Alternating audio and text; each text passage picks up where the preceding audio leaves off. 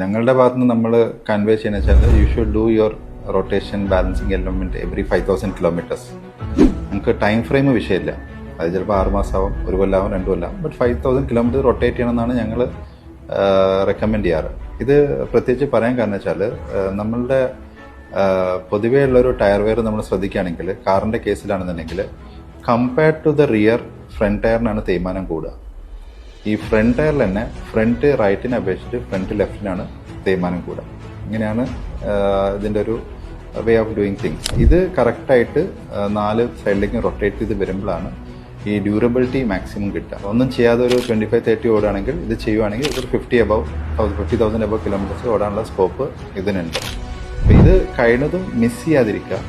പ്രത്യേകിച്ച് റിക്വസ്റ്റ് ഈ luxury segment ഓണേഴ്സിനോടാണ്. കാരണം എന്താ വെച്ചാൽ അവർക്ക് കമ്പനി സർവീസ് വരുന്നത് 15,000 കിലോമീറ്റേഴ്സിലാണ്. പൊതുവേ ആ ഒരു ടൈം ഫ്രെയിമിലാകുമ്പോൾ ഇവർ ഷോറൂമിൽ എത്തുള്ളൂ. ഒരു GLS അങ്ങനത്തെ ഒരു വണ്ടികളുടെ കാറ്റഗറിയാണ്.